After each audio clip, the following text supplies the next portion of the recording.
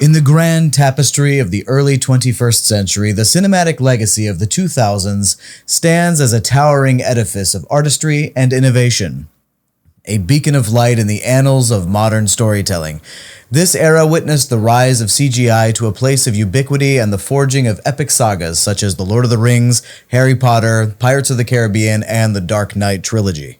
Welcome to Movie Voyage Through Space and Time. I'm Sylvana. And I'm Zach. This show takes us on a cinematic journey through every decade in which movies have been made. Today's stop for the USS Movie Voyage Choo-choo! is the early 2000s with the Lord of the Rings trilogy. These movies, directed by, of course, who else? Peter Jackson. Revolutionized the film industry with its groundbreaking visual effects and epic storytelling and setting a new standard, really, for fantasy films to come. Its influence really extends beyond cinema. It inspired a renewed interest in fantasy, literature, a deeper appreciation for mythical storytelling in modern media. So, yeah, we're tackling a big one today. Absolutely. All right. So we've got a couple of routine questions that we've got to get through to establish a baseline familiarity with this movie. And well, we're really tackling the entire trilogy of Lord of the Rings today because they were all filmed at the same time. So it made sense to talk about it, I think, from a production standpoint altogether. And I mean, they all were released in the 2000s. So it's not like we're veering off of the decade that we're supposed to be talking about today. Yeah, no, but aside from that, honestly, they all feel like a cohesive whole to me anyway. So it feels weird to talk about one isolated from the others. Yeah, we'll have to talk about that a little bit more because I think... Do you have a different take on that? I think so. Interesting. I think I know which film is my favorite. I know you like to say that like one thing is... like everything. Like when I've asked you, like, which Star Wars is your favorite? Yeah, Star Wars is the other one, yeah. You are like, no, it all is one thing to me. Yeah, it's true. But if I had to pick one, I don't feel that way. But I think for Star Wars, if you forced me to pick one, I think my answer would be the first Star Wars, what later became known as A New Hope. I think I would say that that's my favorite just because it introduced me to the world. And so it gives me the warm fuzzies for that reason. Sure. But in terms of like actual like storytelling or how good it was or like what scenes you like the most, like you just can't separate it? For Star Wars? Yeah, or Lord of the Rings. I guess we can talk about that later. But I like, again, there's out of the three, I feel like there's a definite one that I'm just like, yeah, this is way more my speed. Well, I don't think I could. I don't think I can with Star Wars, and I don't think I could with Lord of the Rings. Yeah. Yeah. Okay. Interesting. We'll talk more about that. Yeah. But have you seen these movies before? It's clear that I have because I've got big opinions on them. Yeah. So I also had very big opinions on these films. Mainly that I mean, I am obviously a very big nerd. I like nerdy things. I love fantasy. I'm a big fan of, really big, epic storytelling movies. For some reason, I was never a fan of The Lord of the Rings. So you had seen them before? I had seen them when I was young. My mom took me to see all of them in the movie theater. That does track, yeah. Yeah, totally. Shout out to Mom. But I was so scared the entire time. And it was so long. They were so long. And I remember just being like, oh my God, if I have to like close my eyes one more time because Gollum is about to appear and like look into my soul with those beady eyes, like I just can't take it any longer. So I feel like I had like a bad association with them initially. Yeah. Because I was just like kind of scarred by them, to be perfectly honest. True. Yeah. But I mean, I had those associations with it too. When I was first watching the films, Gollum scared me. A lot of the films scared me. The Ring Wraiths definitely scared me. I felt like they were the Dementors that were written about in the Harry Potter books. Not as we got in the movies, which were goofy and laughable. But the Ring Wraiths felt as scary to me as the Dementors should have felt. Yeah, sure. You know? Yeah. So every time they came on screen when I was young, I literally either looked away. Yeah. I remember distinctly watching with my dad, my almost step family.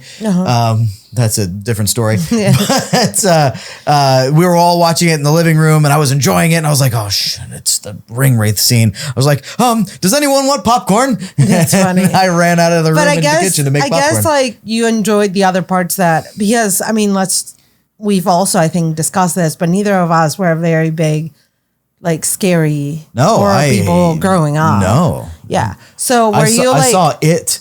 And for the next, literally, not exaggerating, for the next year, I was looking around corners and terrified, absolutely certain that Pennywise the clown would be around there. Okay, so are you saying that like the good of it, like the nice other parts of the story, like outweighed the scary parts for you?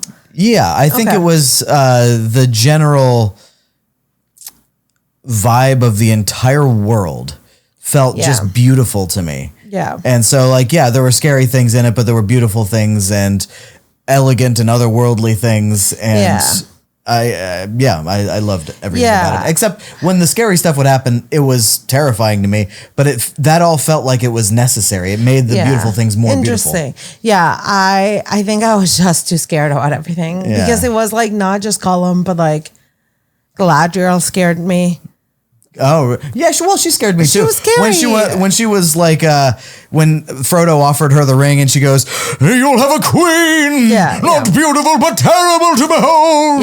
Yeah, that whole deal that terrified me too. Yeah. So I feel like does anyone want popcorn? I feel like Anyway, so I feel like it was like not.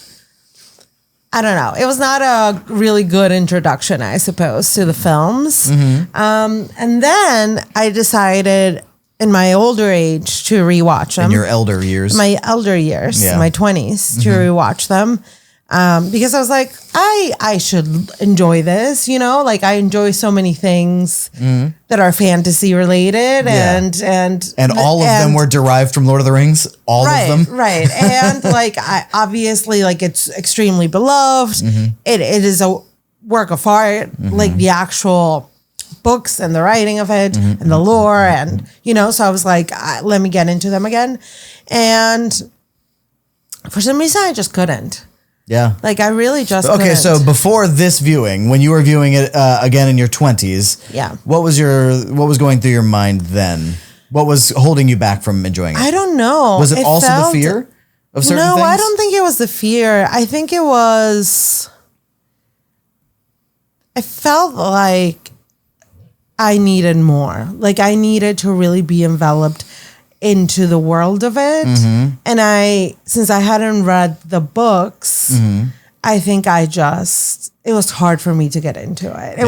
It was hard for me to like, I don't know. Like I feel like usually what happens with me is like, I really enjoy something and I'm like, okay, then let me go and read everything about it or learn everything about it that I can or whatever. And I feel like with this, I just like, it didn't make me want to do that necessarily. Yeah, that's interesting because like when I first viewed it, I hadn't read the books either. Yeah. Viewing the movies made me want to read the books. Yeah. Actually, I don't know. Maybe I had read a bit of the first one when I was like in elementary school or something like that, but I don't think I'd gotten very far. And so watching the movies really made me want to read the books. Yeah. And that wasn't a problem for me. Like the world building and the explanations for things, none of that mattered to me. Yeah. Just the beauty was overwhelming. Yeah. And so once I was completely captured by the beauty, that made me want to look deeper into things. Yeah. See, I don't know. I feel like I'm always more of a, like, I like to like really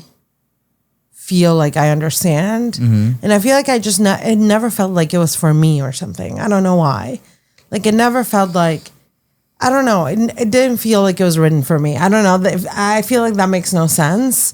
Well, I mean, can you point to an element specifically that really didn't feel like it was? I don't know. I feel like I never understood certain things. Like I never really, watching the movies, even in my 20s, I was like, why are they doing that? Or who is that again? Or like, why there's just so much context that I feel like is missing. Right. Did it feel overwhelming then? I think so. I feel like it was just like exposition after exposition. And then I just was like, and then big things were happening and I just didn't really know what they were almost, or like what the meaning of it was, or I felt like I couldn't like, I don't know, like this is gonna make me sound super dumb, but it felt like I couldn't get to the core of it almost. Like I couldn't really understand what this was trying to tell us in some ways. Like what the ethical tale was? Yeah, I think that. And I think, I don't know. I think I just missed so much context. I think I needed more. I feel like the movies, sure, are beautiful and great. I think there's just so much that I'm just like, what? Like, tell me more about it. And then I never got to learn about it. And so I kind of just dismissed it. But I'd like to get a specific on this. You're being vague. Like generally, this is the concept that you were chafing on. But like, for example, with elves, let's take when the Fellowship gets to Rivendell. Yeah. Was there anything about that had that quality? Well, I don't know. I think like I never really understood fully like where the elves were going or what it meant for them to like leave this earth, or like I feel like there were so many little things like that that it just made me like kind of took me out of the movie at times. Well, where I was just like, I just don't know what's happening. I'm just gonna go with it. Yeah. Then. So I think that is part of the intended effect. Honestly, even in the books. They give you, there's obviously more in the books than there is in the movie. But it seems to me that J.R.R. Tolkien wrote the books to be mysterious, especially things related to magical beings like elves or Tom Bombadil, to take a character that never shows up in the movies, but is in the first book. The entire point of him is to be mysterious and whimsical and beautiful and unknowable.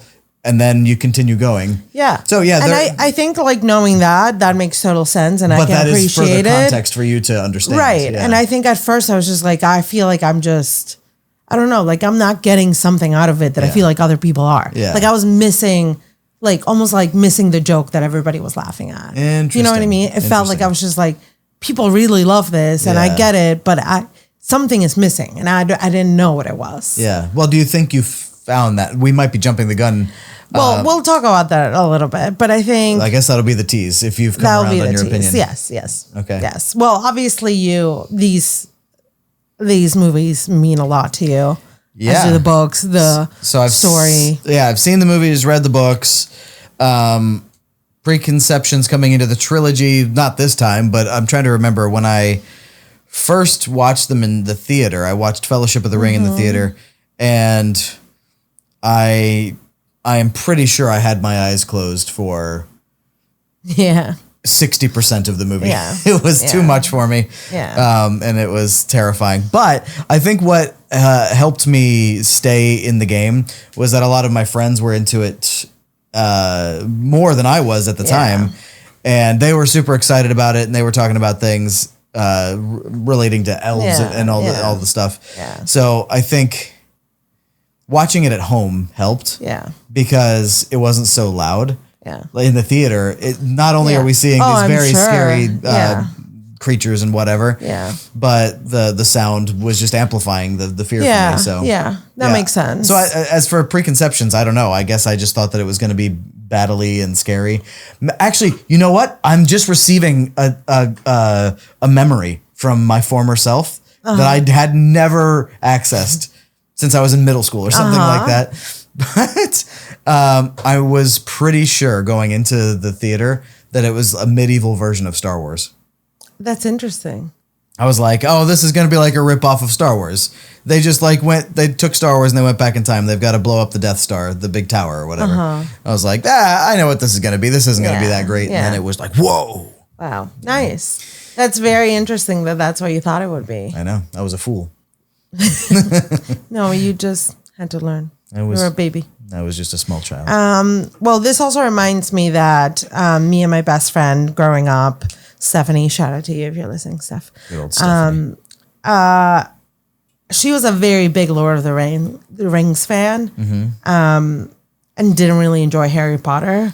And I really, really loved Harry Potter. And I don't know if we've discussed this in the podcast, but it's like deeply tied to like my identity in some ways. Like I learned to speak English by reading Harry Potter, you know, and she didn't really like Harry Potter, and I just never really understood Lord of the Rings. So it was like a thing in our friendship that she was the Lord of the Rings person and I was the Harry Potter It would have been person. insane if you had learned English by reading Lord of the Rings. Well, yeah, of Your course. English would be very different. Yeah, totally. But yeah, I think maybe that also contributed to it. The fact that I was like, oh, I don't know. Like, I'm very into this something else, and she's very into something else. And this is kind of like my thing, and that's her thing almost. Yeah.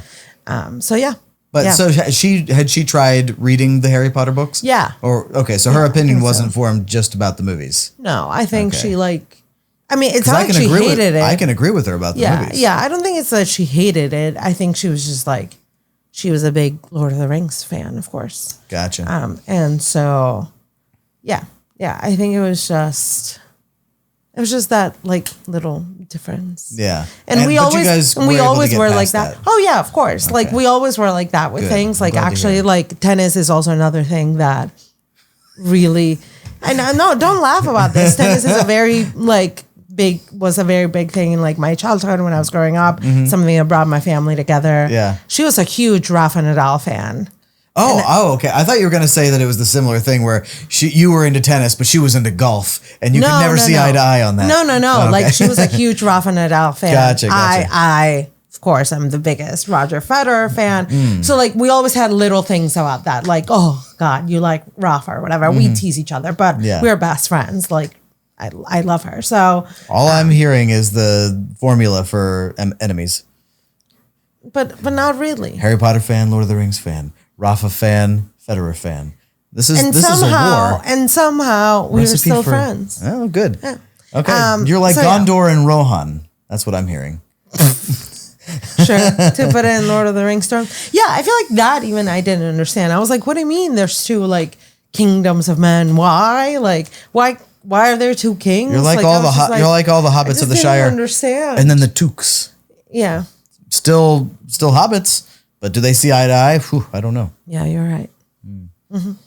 Anyway, let's get into the tidbits portion of the episode. Now, this is going to be a Lord of the Rings sized tidbits section. I promise you, I read through novels and novels of nothing but production trivia and fun stories and anecdotes, and all of them are so interesting to me, and I wanted to put them all in, but then I would have been reading for 12 hours, Yeah. and that's just not feasible.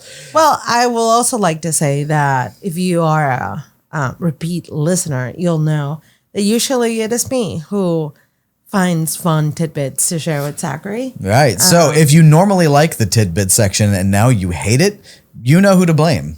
It's me. This guy. No, we decided to reverse the roles, obviously, because I love Lord of the Rings. he loves Lord of the Rings and knows so much more about it than It's part of my soul. I just love it. me. Oh my God. I've got a Lord of the Rings sword over here. If you don't believe me, you can't can really see it. I'm not Yeah, going you to touch can. it. We kind of can, Yeah. but it's there. It's Sting. yeah. It's got elven writing on it. It doesn't Nice. glow blue, but that's because there are no orcs around. Right. And there never are. Anyway, so tidbit number one. The battle at Helm's Deep was edited down from 20 hours of footage shot over a 4-month period with the rain machine battering down on the cast of, I can't remember how many people were there, but there were so many extras from the local city in New Zealand that, and the production was so harrowing over the course of this time that Peter Jackson bought them all t-shirts to commemorate being a part of that battle scene. Wow. Because it was 4 months. And so anyway, people apparently you'll still walk around that town and you'll see people wearing those shirts. Wow. And they'll know each other from doing that. That's crazy. But there are just so many of them that they're all over the place there. That is so interesting. Yeah. 4 months, huh? Mm-hmm. That's really rough. How is that possible? Well, because the production of it was so meticulous. Yeah. That like all the outfits for everybody were designed and produced not to be fake, but real. It's all leather and metal. And I feel like the battle didn't last that long in the movie, did it? it lasted an even shorter time in the book.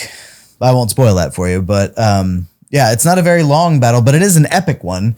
And it's also kind of like in my head, like divided because like obviously there's fighting at Helm's Deep. Mm-hmm. There's also the fighting going on at Saruman's.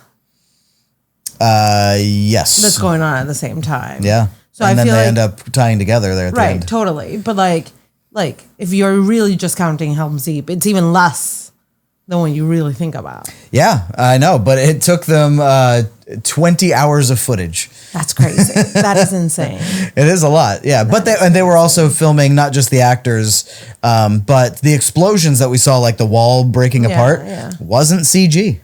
Wow. That was the real thing that they built. I don't know if that was one of their bigatures, as they termed them. So, you know, a lot of movies, especially before CG was a big thing, would build miniatures for buildings and towns and whatever. But they would call them bigatures because they were smaller than the real thing, but big enough that you could actually walk into the city and the town. But then why is it a bigature instead of just a set? Well, What's the because difference? it was still much more cost effective and also space efficient to make smaller versions. Yeah. But anyway, so yeah, they actually blew up the wall. And that's what you see in the movie. And same with the destruction of Beradur, I believe. That's a real explosion. Wow. Or at least some part of it.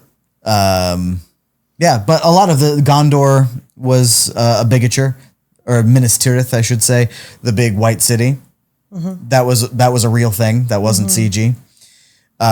Anyway, That's not even reading tidbits. I'm just telling you the things that I know already.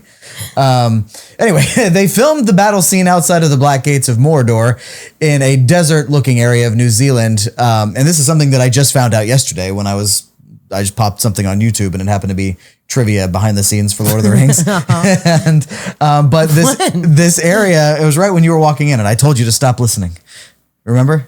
No. It happened. Oh, okay. Anyway, so this area where they were filming the battle at the Black Gates of Mordor, there were some exploded and unexploded missiles, bombs, and mines on and under the ground. And so the New Zealand military, who were there actually performing as extras for the scenes, swinging swords around in the background or whatever, they were warning them like, hey, don't go over here. There are a lot of them over here.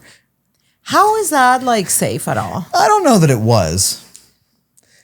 That is crazy. What if they just like stepped on a landmine or something? They found them. Yeah, they found some. And the militaries were like, oh, hang on. Let's just take that one out. That is ridiculous. Hey, man, you're making Lord of the Rings. Not everything's going to be safe. Come on, this is a sexy production for the ages. Yeah, what if they a all magnum opus, blew up? A swan song. What if Peter Jackson died right there and then? Right before the end. Like the director in Tropic Thunder. Yeah. Like they land and he just goes, oh. Yeah, exactly. Exactly. Oh, that could have happened and that would have been terrible. Damn. But thank Eru Ilúvatar that it did not. Do you know who Eru Ilúvatar is? No. Well, it doesn't matter. It just doesn't matter. But he's God. God. Okay. Yeah, I knew that. You did? Okay. Yeah. Do you know who Manwë is? No. Okay. Well, I know something you don't then. You know a lot of things that I don't know about this. I know like random trivia. I still need to read through the Silmarillion, so I'm not like the biggest Lord of the Rings nerd out there, but I know some things. Anyway, that and also it's estimated that the filming of the trilogy pumped out about $200 million into the New Zealand economy. The New Zealand government even created a minister for Lord of the Rings, whose remit was to exploit all economic opportunities the movies represented. Wow. Well, I mean, that's fair enough. It is. I mean, most of their tourism is people going there to look at the Shire. Yeah. And is that true? I don't know. I don't have numbers on that, but I have to believe that is true. What else are people? Well, and also going to look at like Lord of the Rings filming locations, like mountains and things like that. Why else are people traveling to New Zealand? Because it's a beautiful place. But we only know that because Lord of the Rings. I don't know about that. Peter Jackson invented New Zealand. Well, I think that was very fair of them to have done. Good. Yeah. Exploit them. Yeah. Exploit them. I don't know that I would phrase it that way. 200 million, huh? That's pretty insane. That's not bad, is it? That's not bad at all. I'll give you another one. This isn't on my list here, and I was trying to find it in the trivia on IMDb, but it wasn't showing up. This is just random. The horse riders. Remember when we meet Eomer? When we're in the Rohirrim. The Rohirrim? Is that the region? I can't ever remember. We meet him with Aragorn, Gimli, and Legolas, and they're like swarmed around by all the horse riders of Eomer's. All of those were women. Oh, I think you did say this to me. Oh, did I? At some point. I don't remember telling you. I tried my best while we were watching the movies to not give you any trivia. Yeah, and I appreciate that, actually. Yeah, I feel like... You saved it all for right now. Well, it wasn't even that, just to spare your experience. I feel like it's just a nicer experience to watch a movie without some dweebazoids hanging over your shoulder, being like, actually, did you know he broke his foot when he kicked the helmet? Which Viggo Mortensen did when he kicked the helmet. You did tell me that. At the time? Yeah. No, I don't think I did. No, you did. No, I didn't. Yes, I remember not telling you that at the time. I must have told you before. Okay, I remember thinking it really hard and not telling you. Well, you had already told me. I had already told you. Okay, well, anyway. Yeah. So, yeah, I didn't want that to be your whole experience watching the movies. I appreciate that. But, yeah, so all the horse lords were women because they couldn't find enough men that rode horses. They put it. I think they put an ad out for, like, all horse riders in New Zealand, and only women answered. Well, and so they were like, all right, slap beards on them. Well, that's great. Yeah. That's happy for the New Zealand women. Yeah. Anyway, so this is now the Viggo Mortensen era of tidbits. So he joined the movie when it was already started. Like they had already gone through pre-production and some production. They had already begun filming with a different actor who was playing Aragorn. His name, Stuart Townsend. Who is he? I don't know. Some dude. Like anything that we would have seen him in then? I don't know. I didn't look that part up. He's unimportant. Okay. Tell me more then about Viggo. That's pretty much, well, there's more about Viggo, but about this, that's pretty much it. Yeah, he was, this Stuart Townsend fella, Peter Jackson didn't like him. They cast him, he started acting, and he was like, no, it's not good enough, I hate you. He spit him in the face. Well, I don't know about all that. Yeah, that's probably made up by me, but the rest of that's true. So then how did he find Viggo? I don't know how he found him, but Viggo hadn't read the books, hadn't known anything about the project, but his son really liked it. So Viggo joined the project, and I think on the plane ride over, he's trilingual. He is like a very well-educated, very intelligent person, read the books on the way over. He already knew a lot about Norse mythology and Scandinavian mythology and stuff like that. So he was already connecting things that J.R.R. Tolkien had intended to be connected when he was writing this, having based a lot of his mythology, or at least inspired by Scandinavian lore and things like that. So he was super into it, and I think his first scene was fighting the ringwraiths on Weathertop. Wow. Yeah. That's crazy. So, and I think he had like just a day to figure out the choreography and whatever.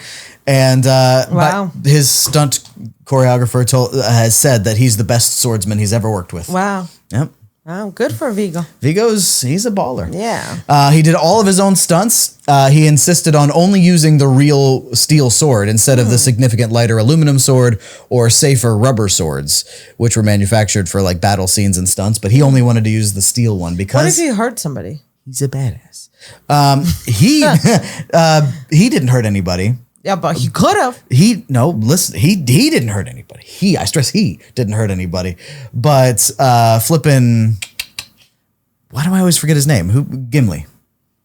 Oh, I can't remember his name. He's Sala in Indiana Jones. Yes, I just can't remember his name. Well, I can't have this. This dog won't hunt. No, why? It's okay. We can just call him Gimli. Gimli was told that you can make contact with the stunt actors or whatever, like the people playing orcs and urukai, you can make contact with them, but try not to. Like, they're not going to be offended if you do, but try to pretend to hit them, but don't actually hit them.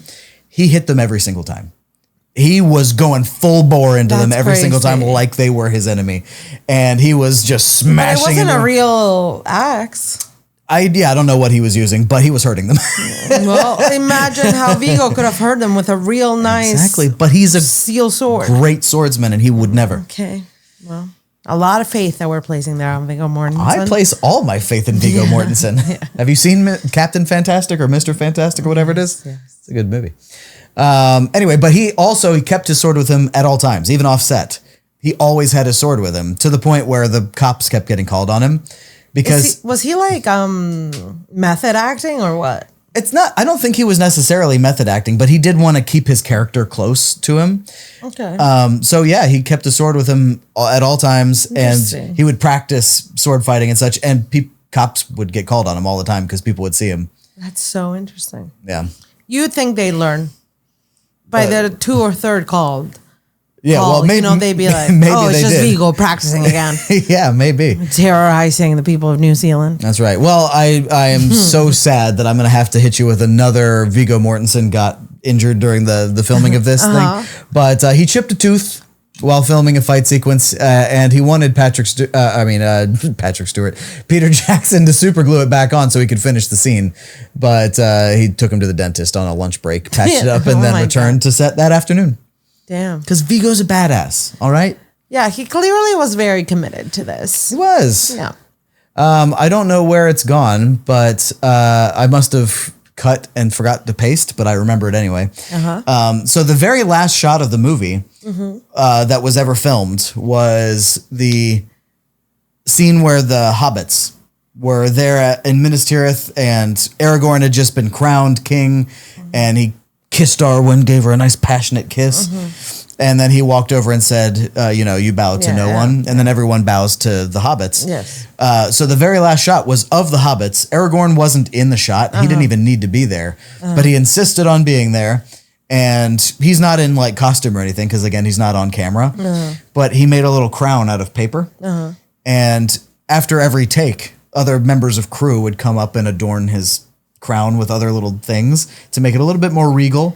Oh my God. And then by the end of the shooting, like, it was just overflowing with tons of things and looking crazy and silly. So why did he want to be there for it? Because he felt strongly. That's why I love him. He felt strongly about what? About just wanting to be there for the end? Yeah. Nice. He wanted to be there for the end. He wanted to be there for, like, he is in the scene, just not on camera. Yeah. He just... I think he was super passionate about the project. Yeah. I think he really felt strongly about his character. And I don't know. I just love him for it. That's so nice. He's just a sweet little boy. Anyway. Oh, man. Yeah. Anyway, so some other things. Sean Astin gained 30 pounds to play Sam. John Rhys Davies, that's his name. Also was the voice of Treebeard. Did you know that? Oh, interesting. Yes. Huh. And it's so deep and raspy. Yeah. You think that they put that through like some sort of digital filter and effect. Well, and you'd be wrong to think that. It was really just him? It was him speaking in a very low, booming voice, the low and boomiest as possible. And he was speaking through a wooden megaphone. Whoa. That's cool. Yeah, which I guess is apt because he's a tree. Wood. Yeah. I love that. I know. That's actually new to me. I did not know that until I just read that a couple minutes ago. That is very cool. Yeah. Okay, so special effects. Yeah, the force perspective. You know about force perspective. Sure. Right? There's lots of that in this movie. Sure. The end. Because they were so small. Or they needed to be so small. They were so small. And Gandalf so big, they had to put Frodo's 5 feet behind him or whatever. Yeah, but don't you think that like it was still a little off? Like the scale? Yeah. I mean, I feel like Gandalf needed to be taller.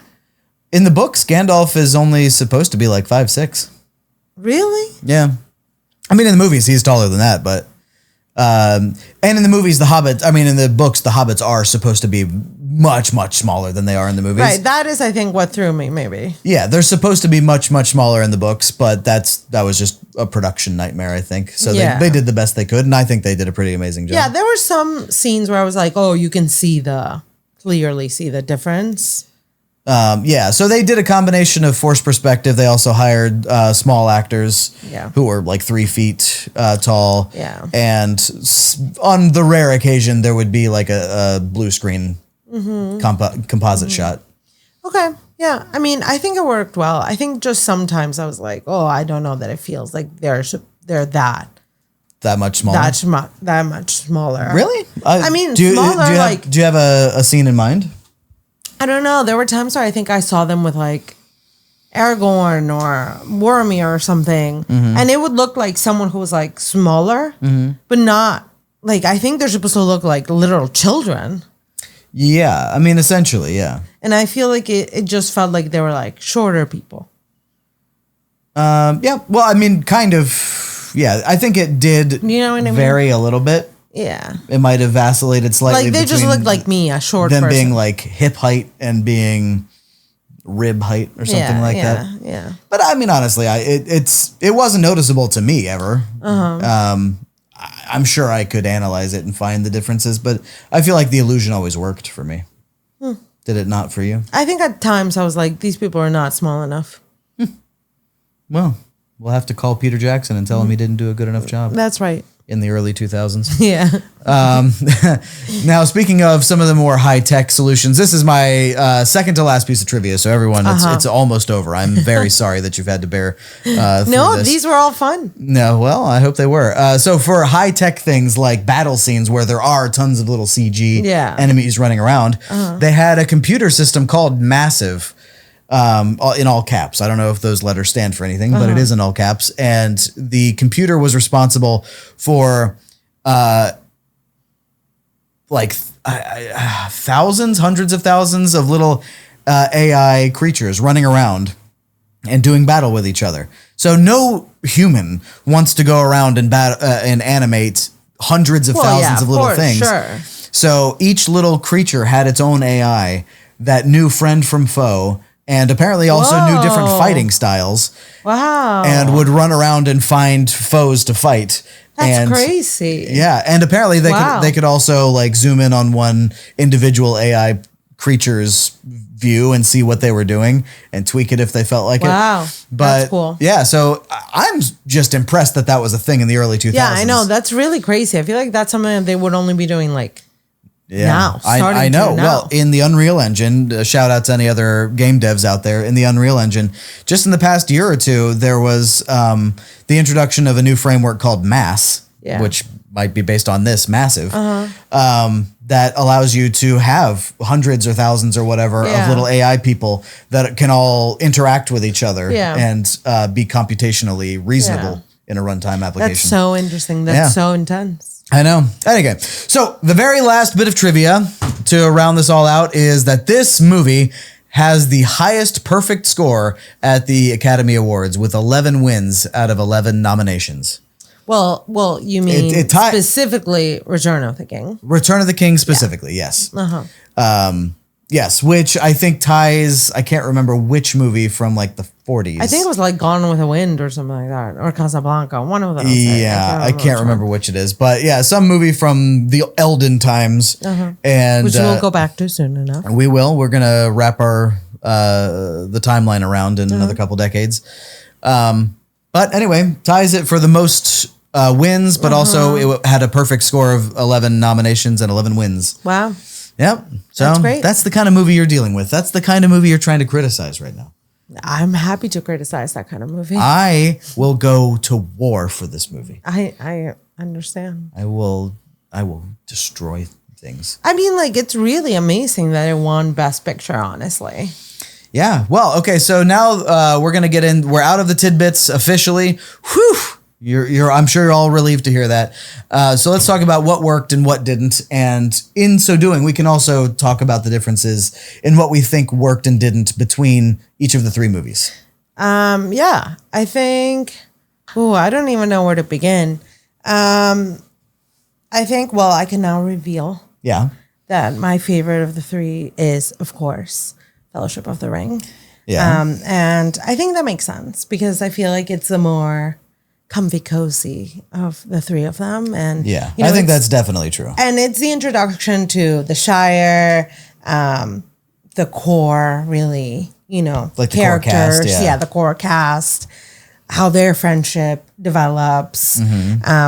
Obviously, we get to see Rivendell for the first time and the elves. And it's just like all like really, it feels like really quintessentially The Lord of the Rings to me for some reason. Like it feels like everything that I would love about it because, I mean, other people can love it for other reasons, but for me at least so far, and I've read only one part of the books. Yeah. I've gotten through. You're just a little bit into the Two Towers. Yeah, exactly. Yeah.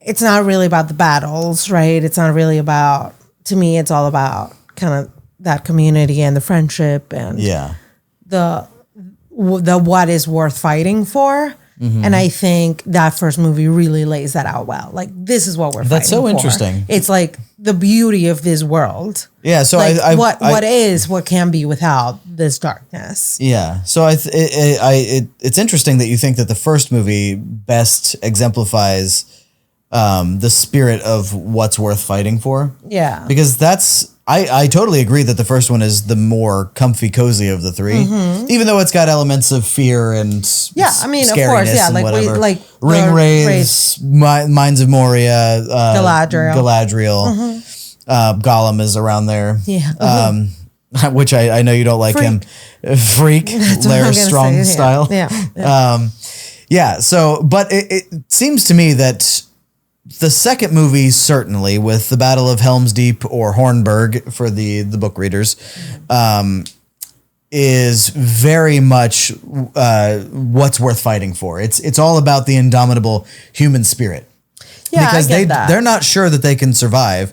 Well, I mean, Theoden is pretty sure that they're going to be able to make a really good hold of the Uruk-hai siege, but like, how long are they going to last? They've got food in their stores for months, perhaps, or whatever. But the Uruk-hai just need to have food delivered to them, or they can hunt food. I think. I mean, that makes total sense. But also in Return of the King, especially, the Rohan comes to Gondor's aid, and they do so.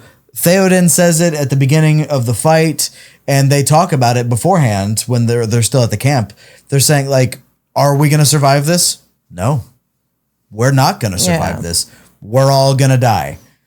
But this is what is worth fighting for. This is we can't do anything else. We can sit back and let the world be taken over, or we can lay down our lives for something that matters. Yeah, I think that makes total sense. I think the first movie, the first part in general, is like a little bit more pure. Yeah. It's a little bit more about us finding the good in each of these groups of people, right? Obviously there's annoying hobbits. There's really good hobbits and, like Farmer Maggot. And, we see the juxtaposition between Gandalf and Saruman and what it is to be a good wizard, or, obviously like Strider or Aragorn being like, oh, this is like the example of what a good man is, or whatever. Whereas in the subsequent movies, I feel like, or the rest of the story, Tolkien also tells us, right, like men are corrupt. Like men can be corrupted. Well, true, but I think that there are also still examples of that. Like in the Battle of Helm's Deep, when Theoden is losing hope, he's like, "What hope? True. What hope have we? Like we might as well just let them come or whatever." And Aragorn is like, "These are your people. You need to fight for them. We can't lose hope." Yeah. And there's another scene in the extended edition, I don't think it's in the theatrical one, where he's saying that he gives so much hope to the men that he leaves none for himself. Yeah. So I think that it's showing a great example of a good leader who may have lost hope himself, but he's not going to let other people lose hope. I think that's true. I just mean that the first part of it feels more pure. Yeah. Yeah. It's the more pure, like, oh, this is why we're embarking on this. And this is like what we'll dream of if we succeed.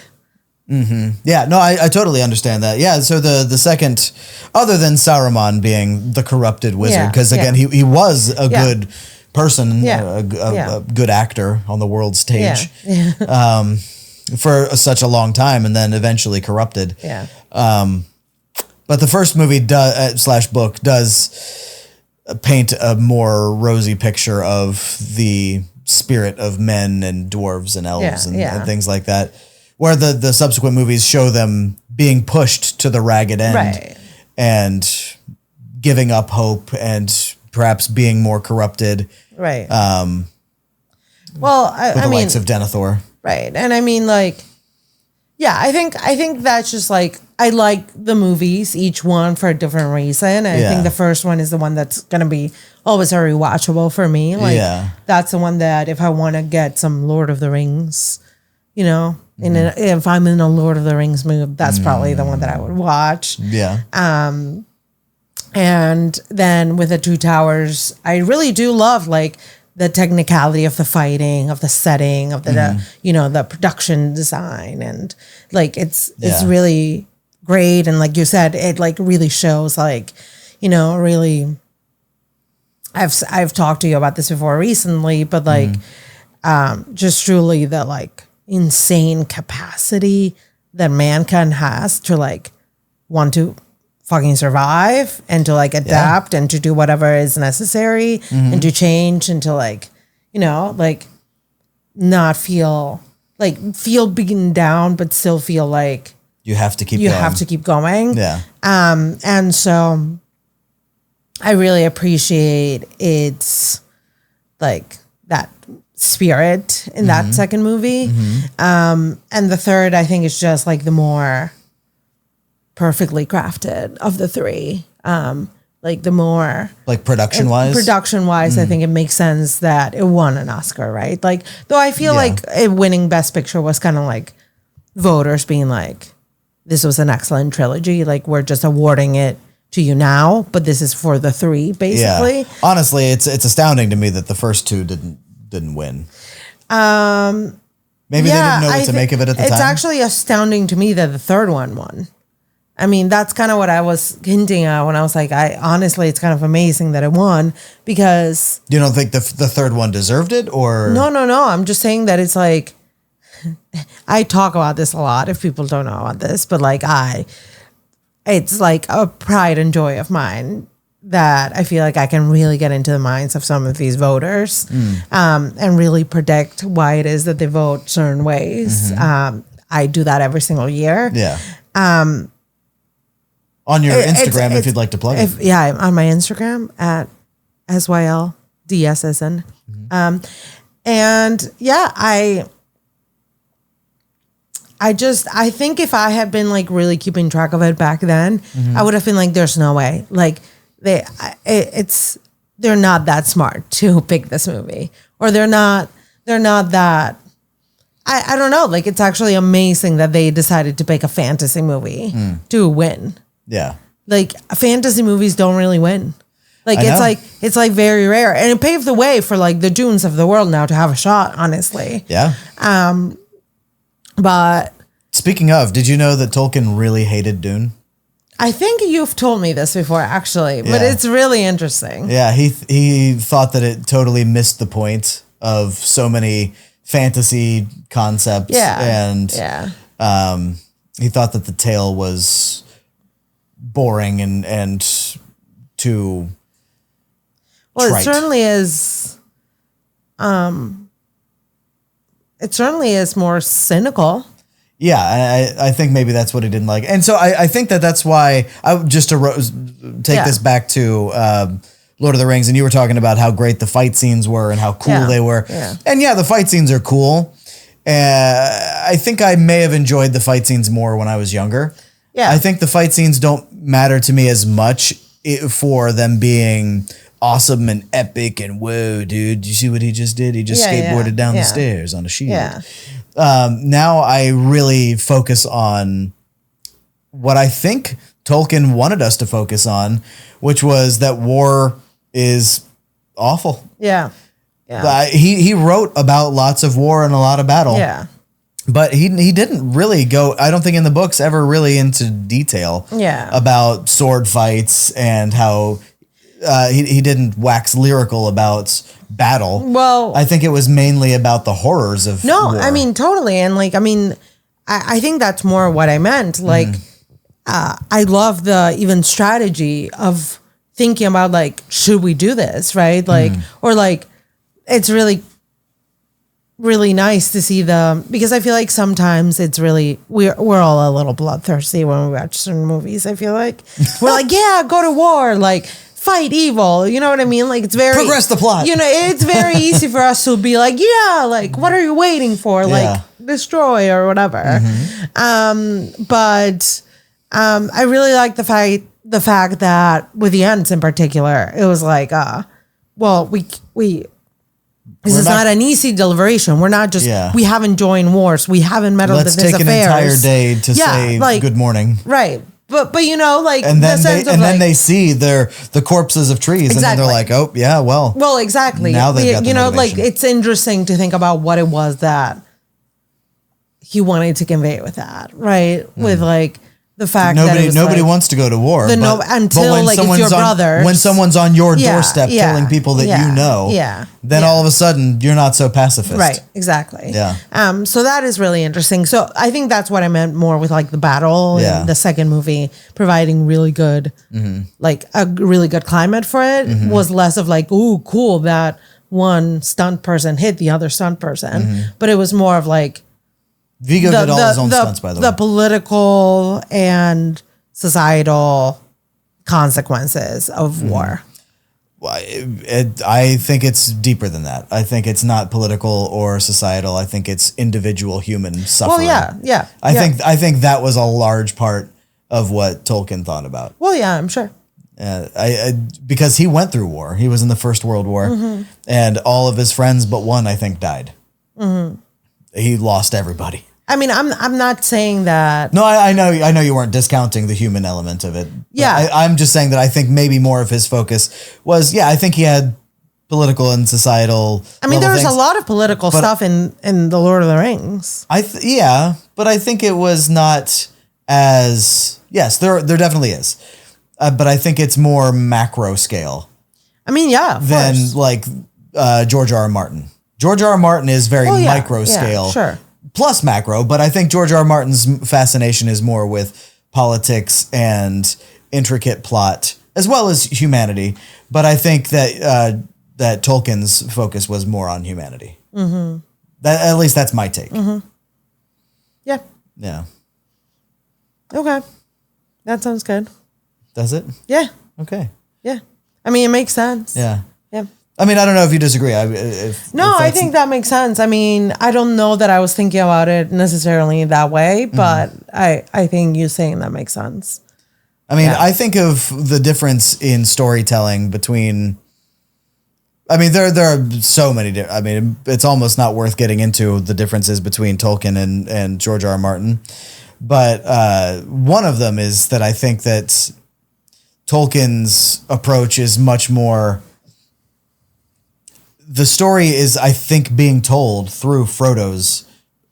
Obviously, he's the main character, but I mean, literally, he's supposed to have been the one to have written Lord of the Rings. Tolkien wrote it as though Frodo wrote it.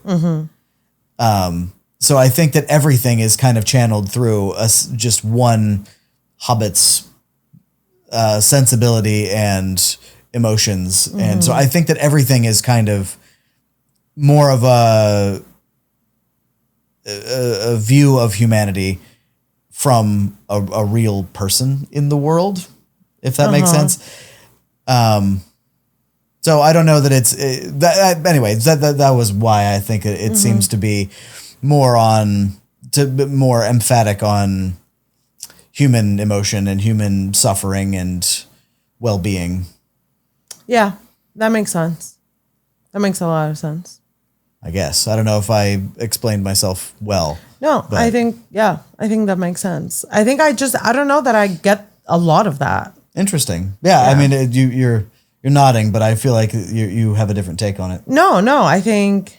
Which is fine. I just don't know that I really, like, I feel like what is like the very specific human emotions that we see? I guess. I mean, obviously, well, in war, I think that one that comes to mind vividly is Éomer running over to pick up the corpse of a fallen comrade, and you can see the despair on his voice. There's nothing heroic about having survived this war. There's no glory in this. Though people sometimes talk about it, it's just at the end of a battle, it's showing the blood, the sweat, the fear, the sadness, despair. Right. But don't you think that's like a societal thing? Like not really. I mean, a lot of people are suffering that way individually. And I guess there are societal implications, but I don't think that was what the focus of the scene was. Okay. Yeah. Yep. But I mean, do you have a different take? No, I think I get that. Yeah, I think I'm just trying to like process it. But yeah, because we don't immediately cut to somebody who's like, all right, now that we've won this battle, we can do this over here. What were the casualty numbers? What were we're not talking about things in aggregate. We're not talking about how many people died, how many people survived. What's our next plan of attack? Yeah. We're seeing just hardship and people suffering. Yeah. I think that is societal to me though. Like society to me is humanity. Sure. Yeah. I think just on a different scale. Sure. Yeah. Yeah. I'm just saying that it's a very human thing to go through this emotions. It's not like very particular to the one soldier to be like, oh my God, like that's true. War is horrible. But it's not a unique experience. I know. And yet it was framed as though it is. I think it was showing just the one. It's not we weren't in the tent of a general going, we've lost many people today. They're not going to be going home to their wives. Their wives are going to be sad. We're not hearing about things in terms of numbers of people who are suffering. We're just seeing individual moments of it. Yeah, that's true. That's very true. That's why I think it's showing it to us on that scale. Yeah, that makes sense. But like it does have societal impact, obviously, too. And so I mean that's a valid place for your mind to go as well. Yeah. Yeah. All right. Should we get into some of other things? Like, I mean, we've kind of just talked about it in like overall, but like, well, we've kind of been talking about just bits of the movie, but like in terms of things that didn't work for you, because we've talked about things that maybe did. Yeah. In some ways, but what didn't work for you? I don't know that there's anything that didn't work for me. Well, at least the Hobbit sizing, I think you've called out as... I mean, yeah, sure. ...is sometimes being discrepant. Yeah. But how were the effects? Did the CG ever feel dated, for example? Because going back and watching everything that uses miniatures and composite shots and whatever all feel... amazing to me still. Yeah, I think that all seems fine. I think sometimes maybe the makeup and the costuming, like, I can tell it's not an orc. It's a person wearing an orc mask or whatever. Oh, so I think that all of that works just as well as it ever did. I think the CG sometimes is a little obvious. Oh, that's interesting. Yeah. Well, I mean, yeah, sure. But I don't think it's like bad CG. Yeah. I mean, I think it's a little rough around the edges, especially in Return of the King, when we're seeing a lot more of it. But particularly, I think the one that stuck out to me as egregious was the cave troll or troll in general, like hammering down a door in Minas Tirith, I think. And it's kind of in broad daylight. We've previously seen trolls in Mordor or in the Mines of Moria where it's very dark. And the shadows can kind of hide the rough edges of the early CG. Yeah. But when it's out in the open, it was, I think, much more obvious. Interesting. So that it kind of took me out a little bit. Yeah, sure. I mean, it doesn't diminish my love for the movies, but it took me out a little bit. Yeah. But yeah, other than that, I think the effects it's hard to criticize. Yeah. At least for me. I think that's true. Like very groundbreaking. Yeah, I think more than CG for me was, like I said, the like makeup. Oh, so that felt a little rougher to you? Yeah. Interesting. Especially when it was like focused on one particular orc or something. Interesting. Like I was like, yeah, I can tell, like obviously. Yeah, that's fascinating because I feel like the community in general hails the makeup work as the towering achievement. I'm sure it's like effects. It was for that time. Yeah. Does it not feel like a little, like maybe I'm just watching it through the lens of now, which is what we're supposed to be doing. Well, yeah, absolutely. Yeah. And this is fascinating. Usually it's me on the other side of things. Yeah. Criticizing an older movie by today's standards. Yeah. No, all of the makeup I thought was pretty amazing and it works for me really well. But you're also talking to somebody who watches old Star Trek. Yeah. And that makeup doesn't hold up. Well, yeah, of course. Like, But- I know. Yeah. I mean, same with like a lot of the Doctor Who that I watch or stuff like that. Like, no, I know what bad makeup is. Yeah. I don't think this is like egregiously bad. I just think sometimes it took me out for sure. Interesting. Yeah. Well, yeah, that's fascinating to hear. I'm sure newer fans will probably agree. And maybe that's why a lot of newer fans like The Rings of Power because it's just a much more modern production. Yeah, I think maybe, perhaps. In its effect. Yeah. It relies much more heavily on CG. Yeah. Obviously, I don't think there's a whole lot of monster makeup in that. Yeah. But is there a movie that you think got monster makeup better? That is like the standard that we're shooting for? Or do you think that CG has just kind of made that look dated? Yeah, I think that's probably true.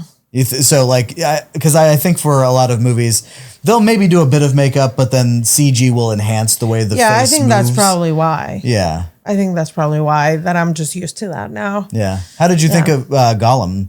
The CG that on was Gollum? great.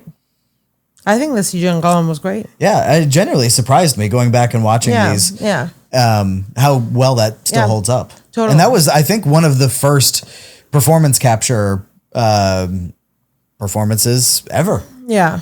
That's awesome. Andy Serkis doing the motion for Gollum and also the face movement and voice acting. Yeah, no, I thought it was great. It was very believable. Yeah. I mean, again, to the point where it was terrifying. To the point where it was terrifying. Yeah. Yeah. It was great. What did you think about the score? Yeah, I love the score. I think obviously it's very, I think I mentioned it to you, but it feels like both like full of hope while also I don't know, like it's a weird mix of like hopeful but then also very like Mournful or something. Mournful or like something like, I don't know, it's very like nostalgic. Like some of it is very nostalgic. It feels like something, I don't know how to say it, but it's like it evokes a feeling in me of like crying over something that's long gone or something like that. Yeah. That is a feeling that I'm so happy that you feel this. Yeah. That's exactly how I feel about it. Yeah. Especially the Shire. Well, I don't know. The Shire, I think, is just maybe it just is this way, but I think I might also be adding extra nostalgia to it because of how much it's meant to me for so long now. Yeah, of course. But when I hear that music, it just makes me long to return to a home that I never had. Yeah. And something like the theme of Rohan, that feels so just heart-achingly sad to me, that music. It can just bring, if I don't watch myself and hold back my man tears, it'll give me man tears, just hearing it. Or, just tears. There's man tears, though. Why? Because a man is crying them. Oh, all right. There's no need to distinguish them, though.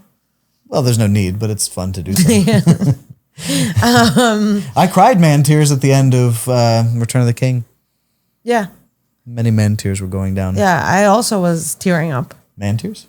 No, you've told me that I can't. You can't have man tears? I can't have man tears.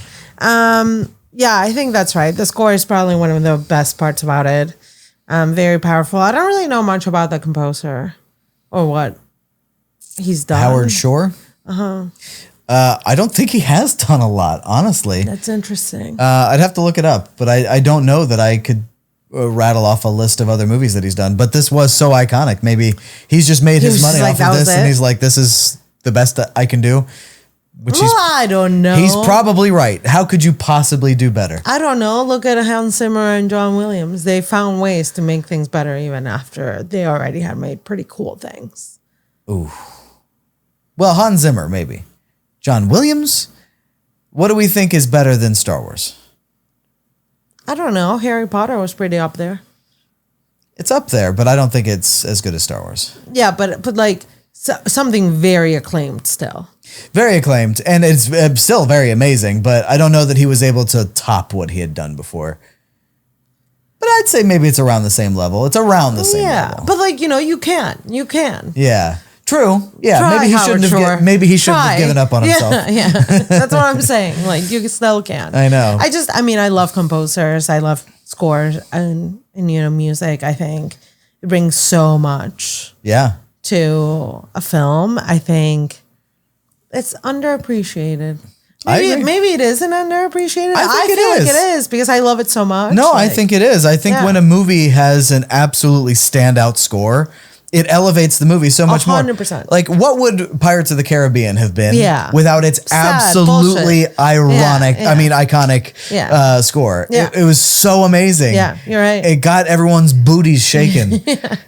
That's very true. And it was still a good movie, especially the first one, but I don't know what it would have been with a different score. No, exactly. Well, that's exactly right. I think Lord of the Rings still would have been amazing, but having this score on top of it just absolutely. What really concerns me, this is getting into other territory that we don't really have to discuss right now, but what really concerns me is the fact that how many composers could people probably name out there in the world, do we think? A handful, yeah.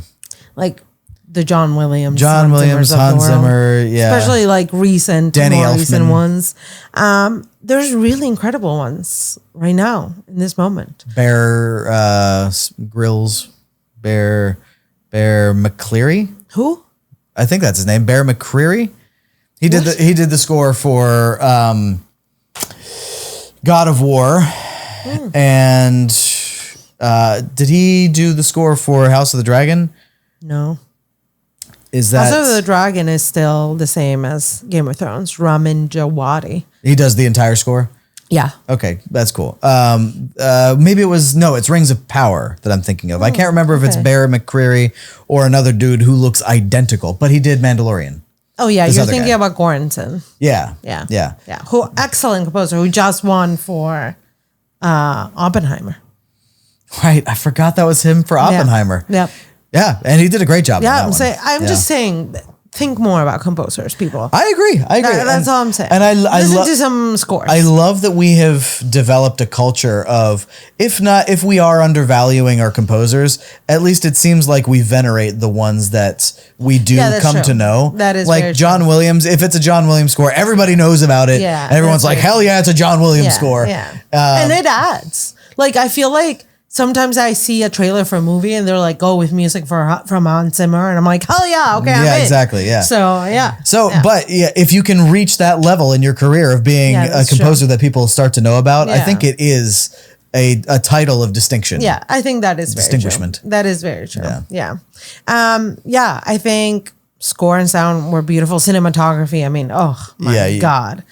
You can't beat it. Like, just stunning, beautiful. Perfect. Amazing. And, this is something you and I talk about a lot. That became a problem for a lot of movies about how dark they become as like how dark literally like color wise. Oh yeah. Color scheme, like how bad it becomes really. Yeah. Like this happens to so many Harry Potter, right? Like it's just by the end of it, it's just gray. It's black and white.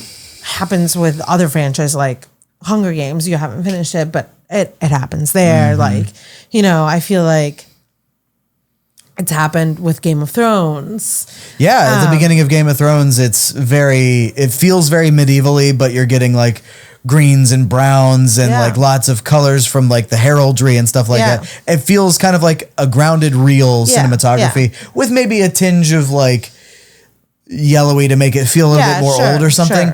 But by the seventh season, it feels so gray. It's so bleak and dire. That is something that I specifically remember thinking when we were watching Return of the King, which is that at one point, I think it's when Sam and Frodo and Gollum are climbing one of the hills or one of the areas that they have to climb in order to get closer to Mordor. Yeah. And they can't just put it in the thing. Yeah, exactly. Where I'm like, just fucking get there. And I remember explicitly thinking like, this is as dark as it gets, right? Because like, you know it in your soul, Gollum is going to betray them. You know that he's starting to not trust Sam.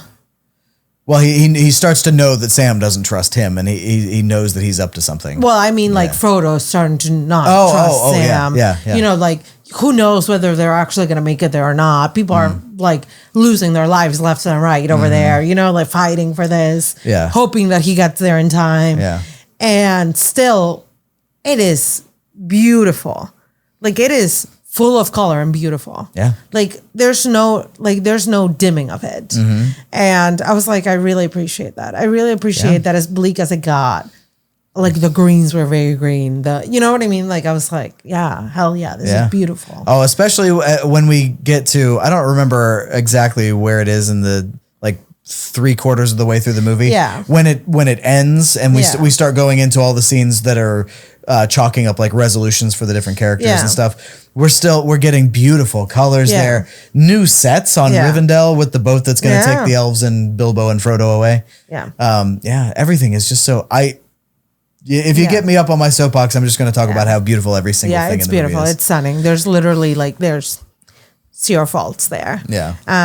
Anything else? Anything else that we haven't discussed? Well, writing wise, I don't find fault in the movies, but just a shout out to the book readers who do find faults. My uncle being one of them, who are huge book fans, and then especially when they're a little older, they grew up with the books before the movies existed, and the movies did change some story elements around. It moved one whole plot piece from the end of the second movie to somewhere in the third movie.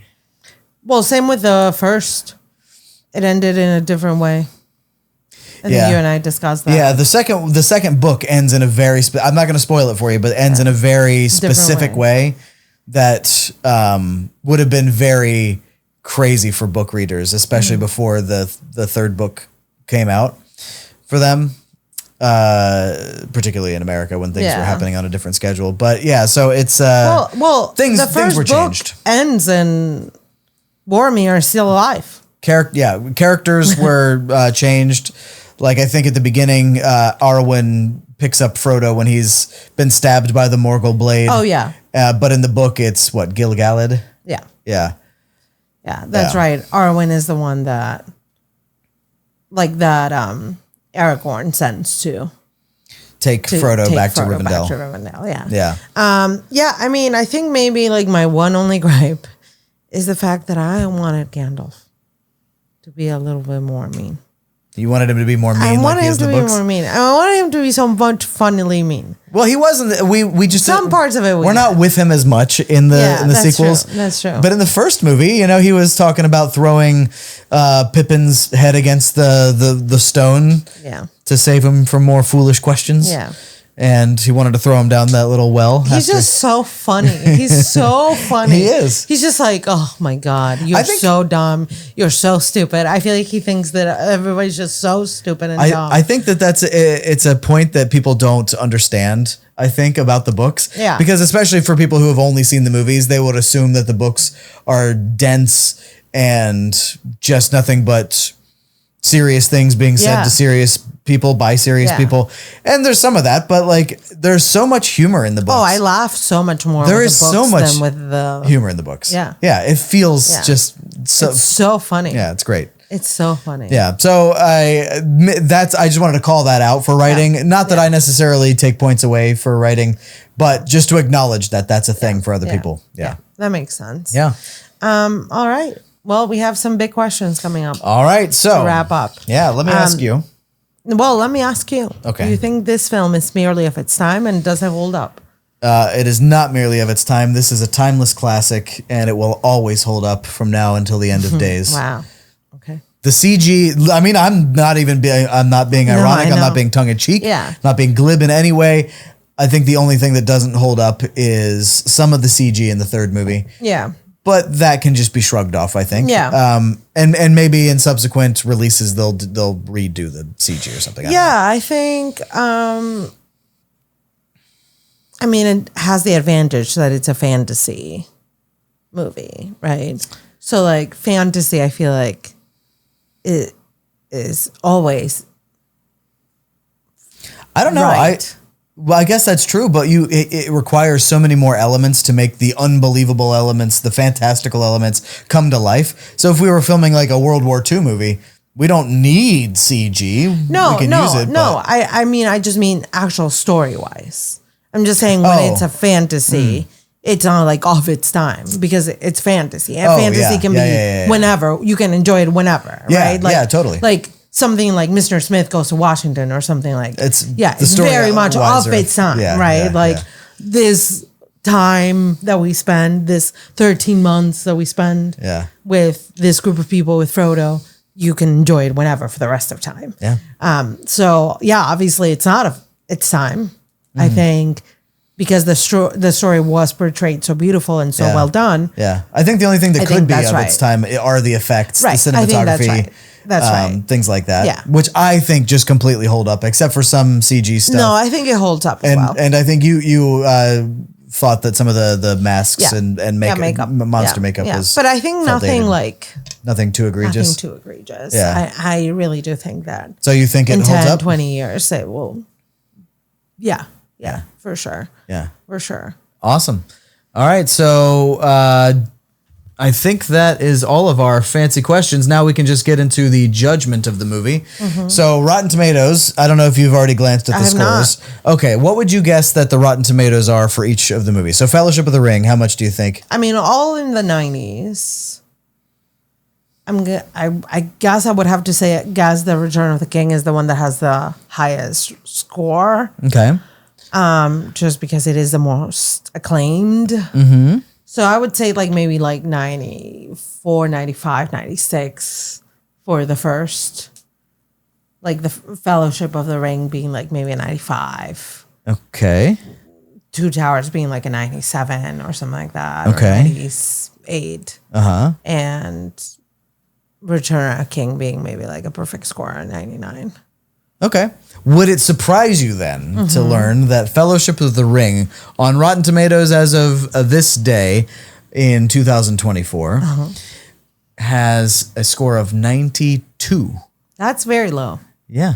That's kind of crazy. It's insultingly low. And Two Towers has a score of 95. Okay, that's more of what I was thinking for it. Yeah, but it should have already been past 95. The first one maybe gets 95. Yeah. The second one should get anyway. Well, that's what I predicted. So Two Towers gets 95. Okay. And would it then further surprise you to learn that The Return of the King, the crowning achievement, the jewel in this trilogy that earned 11 Oscars, gets a 94. That's very weird to me. It went down. That's very strange. It has to be book readers, right? This has to be book readers that weren't there for the first two? No, I think I just mean all these scores must be book readers that are just like, they didn't adapt this the right way. Yeah. Which That's we not usually my Lord of the are. Rings. Well, I mean, Game of Thrones I love, and I love the books as well. Yeah, that's true. That's my only example because Harry Potter, the movies. Well, that's what I'm saying. You usually are like, this is not good. Yeah, that's true. Yeah. I can't deny it. But there you have it. So for critical rating, what would you give it out of 10? Probably a 10. You're damn right. I don't know what else to give it. I really don't. Right answer. That's the only correct I really answer. don't know what else to do. If you said any other answer, I'd have to send you home because you've got a fever and you're hallucinating. I mean, it's excellent. So they're excellent. Okay. You want to ask me? What would you give it? 11 out of 10. No, you can't. I can. No. And I'm doing it. No, the highest is 10. Yeah, and I give it 11. No, this is not how it works. It is when it's Lord of the Rings. Okay, fine. I'll take it. But I will give 11s. I will leave 14s from now on. No, you tried. I guess you did try, didn't you? Yeah. And I stopped you? Yeah. fair. All right, I give it 10. Okay, great. Nice. All right. Now for heart ratings. What does your heart tell you? Frodo was alive. Probably like a 4 out of 5. Your heart is lying to you? No, this is what my heart says. I'm sorry. I mean, it's great. I love it. I think Only probably, 4 out of 5 I think worth? probably Fellowship of the Ring would be 5. Jesus Christ. I think averaging out the 3 of them, probably 4 out of 5. Well, a bare 4, not even a 4.5 out of 5, ladies and gems. Yeah. All right. Okay. Well, my heart rating is obviously a 6 out of 5. Mm-hmm. I don't know what to make of a 4 out of 5 for Lord of the Rings. B? Nice try. I don't think it's a B. It is a B. Okay, well. It's 80%. Okay, well, it is what it is then. You want to give it lower than the Rotten Tomatoes even gave it? Not really. If I had to turn it into 100, it would be closer to like a 95 or something. 90 out of 100. 90 to 95 out of 100. Right. So 4.5. Sure, okay. 4.6, Okay. something like that. Sure. Yeah. Okay, all right. I'll talk you up. I'll see if we can work on that. I think, like I said, like Fellowship is probably close to 5 for me. Yeah. The second and third. So you talked about what you really liked about the first much more than the sequels, in that the first felt more purely about the coming together of these individuals, very different individuals, and the friendships that grew from that. Mm-hmm. But can you think of some things in the sequels, that Two Towers and Return of the King, that you didn't like as much? I don't know. I also think maybe I need to finish the books because I think the book. Yeah, you did go into the first book movie. Kind of helped me appreciate the first. Yeah. Movie. So I think it could change after I finish. I think it honestly probably will. It's a shame that you weren't able to finish the books before we watched the movies. Yeah. Well, anyway, so heart rating, if I can't give it a 6, I give it a 5. Okay. Just know that secretly it is a 6. Mm-hmm. Did this movie improve or ruin your life? Oh, definitely improved. For sure. Yeah. Yeah. I'm glad that I've given it a chance. I'm glad that I stuck with it a little bit because, I mean, let's be honest, probably if I wasn't with you, you never would have. I don't know that I would have tried again. But it sounds like your appreciation for them has definitely gone up since you watched in your 20s. Oh, yeah, for sure. So what do you think you are connecting with now that you weren't before? Just more context having read? I think more context. I think understanding a little bit better. Yeah. More motivations, the lore. Yeah, I think 100% the reason you didn't like the sequels is that you haven't read their context. I think that might be true. Yeah. I think that might be true. Yeah. Interesting. Yeah. Would you watch again? I think we've already covered that. You definitely want to watch the first one again. Yeah, I would watch that every year. Yeah. Awesome. Yeah. Okay. Well, samesies, except I would watch all of them every year. Did it improve my life immeasurably every single time I watch it? So if you would like to follow us, you can follow us on Instagram for updates at Movie Voyage Pod. Mm-hmm. And you can follow us on TikTok for fun extra content that we'll be uploading very soon. Woohoo! At Movie Voyage Talk. That's TOK, as in TikTok. And the TikTok stuff is different. It's not just clips from the show. We do special content just for TikTok. That's right. And you can also watch full video episodes on YouTube, and you can search on the YouTube search bar at Movie Voyage Pod.